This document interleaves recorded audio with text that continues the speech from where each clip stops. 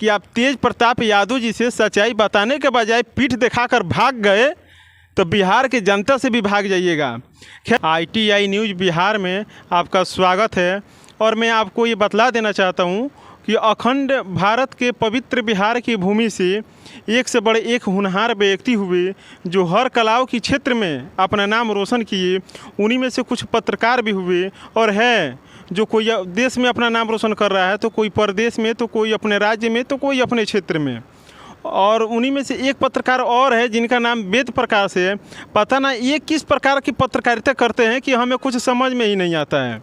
मैं इनका वीडियो जब भी देखता हूँ ना तो ऐसा लगता है कि ये किसी के दबाव में या किसी से बहुत डरे हुए हैं, जिस वजह से ये अपना पत्रकारिता जो है कि सही ढंग से नहीं कर पा रहे हैं।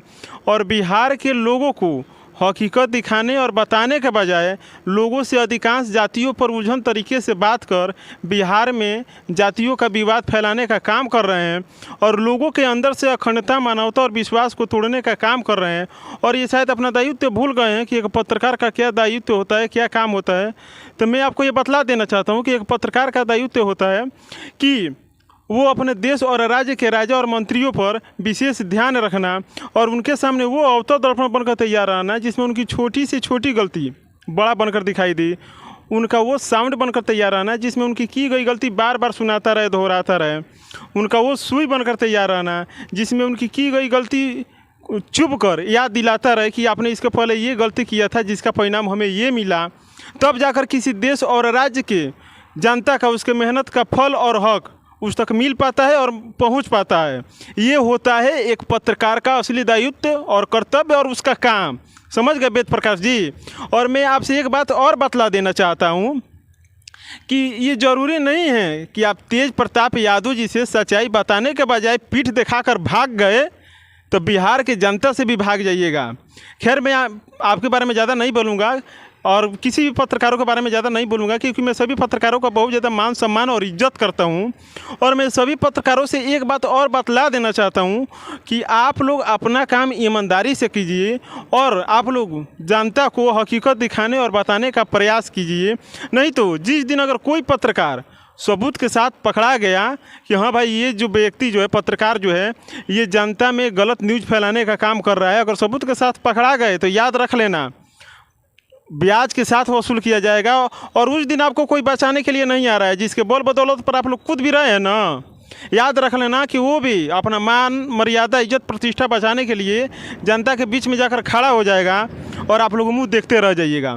और मैं बिहार के कुछ पत्रकारों से, सभी पत्रकार तो मैं नहीं कहूँगा, लेकिन बिहार के कुछ पत्रकारों से मैं बतला देना चाहता हूँ कि बिहार में जो बेरोजगारी है, भ्रष्टाचार है, बलात्कार है, इसमें पत्रकारों की भी कुछ भूमिका है जिसके वजह से बिहार में जो है कि सिस्टम ख़राब चल रहा है। कुछ पत्रकार है जो तेगालवा बाबा जैसे बाबाओं के पास जाकर मनोरंजन करते हैं व्यू बढ़ाने के लिए। अगर वो पत्रकार किसी पंचायत के मुखिया के पास जाकर उनसे सवाल जवाब करे कि हाँ आपने अपने पंचायत की जनता के लिए क्या किया है, कौन सा काम किया है बतलाइए, और पंचायत की जनता से भी जाकर पूछे कि हाँ ये जो मुखिया है पहले वाले मुखिया से अच्छा है कि बढ़िया है, उससे अच्छा काम कर रहा है कि बढ़िया काम कर रहा है, और वो सूचना जो है कि पूरे बिहार के जनता को दिखाने का प्रयास कीजिए। और तब जाकर बिहार का विकास परिवर्तन होगा। और किसी कलाकारों का चापलूसी करने के बजाय किसी विधायक के पास जाइए और उनसे सवाल जवाब कीजिए कि आपने विधानसभा में बैठकर कभी अपने क्षेत्र के स्वास्थ्य और शिक्षा के बढ़ोतरी के लिए कोई बात विचार किया है कि नहीं, इस पर बढ़ावा देने का कोई काम किए हैं कि नहीं, अगर दिए हैं तो क्यों नहीं हो रहा है, क्या वजह है कि अभी तक नहीं हो रहा है। ना स्वास्थ्य की सुविधा बढ़िया से है, ना शिक्षा की व्यवस्था बढ़िया से है।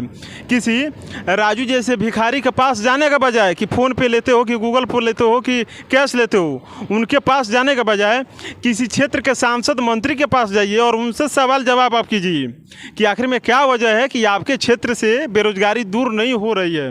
ये ज़रूरी नहीं ना है कि केवल सरकारी नौकरी ही एक रोज़गार होता है, कारखाना होना चाहिए, इंडस्ट्री होना चाहिए, कुछ कंपनियां भी होनी चाहिए।